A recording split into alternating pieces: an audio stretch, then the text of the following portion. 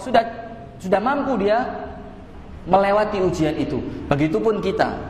Sehingga kalau iman kita ini masih iman yang Senin Kemis, masih iman yang pinggir jalan, tidak mungkin diuji seperti ujiannya para nabi. Sehingga tidak usah panik sudah. Tidak usah kayak orang yang seakan-akan cuma Anda yang diuji. Tidak, semua orang diuji. Dan perhatikan, ujian ini sesuai dengan taraf kemampuannya masing-masing. Kalau kena, maka langsung yakin saya bisa menyelesaikan ini. Kemudian yang kedua, ujian ini ikhwatal imani wal Islam adalah sesuatu yang lazim dan pasti terjadi. Maka yang pertama, ketika ujian itu kena, kita harus yakin kita mampu melewatinya. Yang kedua, perhatikan, kalau ada orang kena musibah, kena ujian dari Allah, bukan berarti dia ini orang yang tidak disayang oleh Allah. Tapi sebaliknya, semakin disayang oleh Allah, maka dia akan semakin diuji. Dan ujian itu bukan kesulitan saja. Enak itu juga ujian. Bukan cuma sakit saja ujian itu, sehat juga ujian. Ujian itu bukan cuma miskin saja, kaya juga ujian. Ujian itu bukan cuma paras yang jelek saja, ganteng juga ujian. Ibu-ibu cantik juga ujian, itu hati-hati, jangan diumbar kecantikannya. Nah, maka ya hadirin, semakin Anda diuji, itu tanda kalau Allah semakin cinta.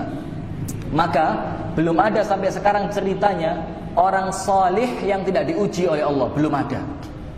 Maka semakin Anda diuji, seharusnya senyumnya semakin lebar, karena menunjukkan keimanan Anda semakin tinggi dan kedudukan Anda di sisi Allah semakin dicintai. Rasulullah sallallahu alaihi wasallam bersabda, "Innallaha idza ahabba 'abdan ibtalahu." Allah ini kalau cinta kepada seorang manusia, maka pasti Allah akan menguji dia. Kenapa kok diuji? Kenapa sekarang diuji? Biar Allah tahu sekarang. Walaupun Allah itu maha tahu, ini benar enggak ini cintanya. Kalau orang benar-benar cinta, maka bahasa kita apa? Laut ku seberangi, gunung ku daki. Apalagi dulu ibu-ibu, bahasanya para suami ini waktu mau merayu ibu-ibu. Apalagi? Samudra ku seberangi, gunung ku daki, satu lagi apa? Jurang ku loncati ya. Ya itulah, ini menunjukkan Pak, supaya terbukti cintanya, benar enggak cintanya. Karena kalau cintanya benar, maka ujian ini sebagai suatu pembuktian kita cinta kepada Allah. Maka Rasulullah mengatakan, "Innallaha idza ahabba 'abdan ibtalahu." Allah kalau cinta sama seorang hamba, Allah uji dia. Kemudian, "Faman radhiya falahur ridha." Barang siapa dengan ujian tadi dia ridha, dengan ujian tadi kemudian dia semakin cinta kepada Allah, semakin yakin husnudzan kepada Allah, semakin tahu bahwa dia ini sedang mau ditingkatkan derajatnya oleh Allah, maka apa yang terjadi? Falahur ridha, maka Allah akan ridha kepada dia. Ini untuk ibu-ibu. Maka ibu-ibu yang dirahmati oleh Allah, tidak usah gampang ngersulo, tidak usah gampang marah, tidak usah gampang putus asa. Karena semakin Anda diuji, semakin Allah cinta kepada Anda. Nah, sebaliknya, وَمَنْ سَخِطَ فَلَهُ السُّخْطِ. Barang siapa yang dengan ujian ini dia marah-marah, dia tidak ridha, dia benci kepada Allah, dia suudzon kepada Allah, falahu sukht. Orang yang seperti ini akan mendapatkan kemurkaan dari Allah. Itu yang pertama. Semakin diuji, Allah semakin cinta. Yang kedua, masih ingat ceritanya Abu Qilabah al-Jurmi?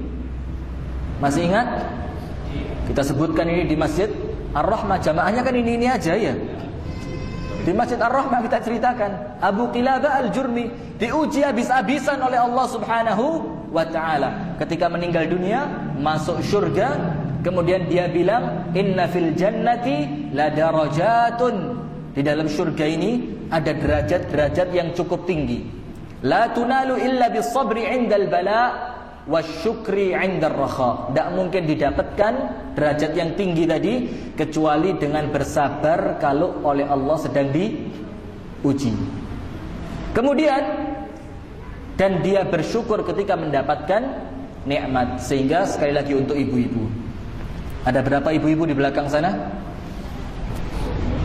5 lebih. Alhamdulillah, mudah-mudahan minggu depan 100 ibu-ibunya. Suatu ketika Rasulullah sallallahu alaihi wasallam lewat di suatu kuburan. Di kuburan ini ada seorang ibu-ibu sedang nangis. Nangisnya ini seakan-akan keterlaluan, sudah berlebihan menangisnya.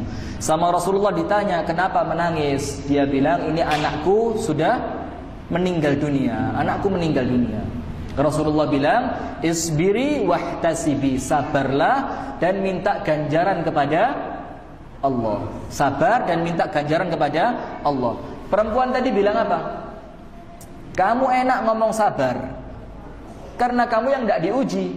Coba kalau kamu yang diuji, kamu akan menangis seperti saya. Kemudian Rasulullah pergi. Perempuan tadi tidak tahu kalau yang ngomong ini adalah Rasulullah. Tidak lama setelah itu, kemudian diberitahu yang mengingatkan kamu tadi adalah Rasulullah Muhammad sallallahu alaihi wasallam. Perempuan tadi kaget. Langsung dia loncat dari makam anaknya, kemudian mengikuti Rasulullah sallallahu alaihi wa ala alihi wa sahbihi wasallam. Sampai di hadapan Rasulullah, perempuan tadi bilang apa? Ya Rasulullah, asbir.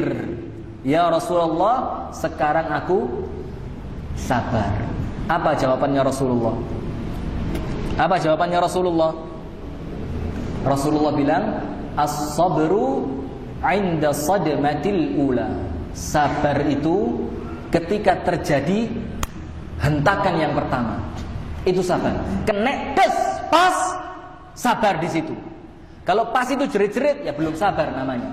Rasulullah bilang, as-sabru 'inda sadmatil ula. Ketika pukulan yang pertama, ketika kena musibah yang pertama, disitulah tempatnya sabar. Bukan nunggu sehari berikutnya, nanti saya sabar insyaallah seminggu ke depan. Bukan sabar ini. Orang sabar itu ketika dikaplok, pop, ya pas itu dia berhenti, dia diam, dia tidak marah, itu sabar. Bukan ngamuk dhisik baru besok bilang, ya sudah saya maafkan kamu. Bukan itu. Nah, ini yang kedua. Sehingga semakin diuji oleh Allah Subhanahu wa taala, menunjukkan Allah semakin cinta, dan semakin diuji oleh Allah akan semakin meninggikan derajat kita di sisi Allah. Yang ketiga, ternyata musibah ini, ujian ini bisa menghapuskan dosa. Maka kalau kita lihat, ada orang yang sebelum meninggal dunia, dia itu sama Allah diuji dengan sakit yang cukup lama. Bahkan ada yang sampai koma itu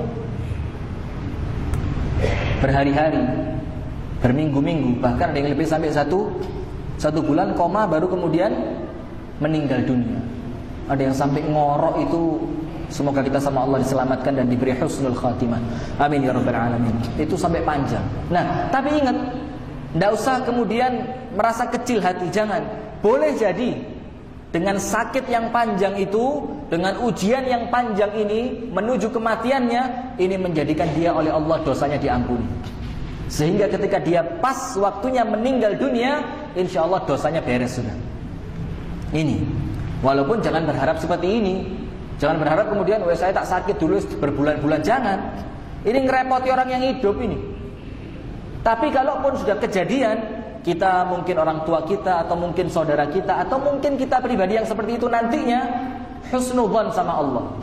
Boleh jadi itu adalah caranya Allah Subhanahu wa taala untuk menghapuskan dosa kita. Dalam hadis ini Rasulullah mengatakan, "Wa ma yazalul bala'u bil mu'mini wal mu'minah." Akan senantiasa orang mukmin, orang mukminah ditimpa oleh musibah. Fi jismihi, fi jasadihi, dalam fisiknya, wa waladihi, dalam anak keturunannya. Jadi anak itu juga ujian. Yang dengan ujian anak tadi bisa menghapuskan dosa orang tuanya yang oleh Allah diuji.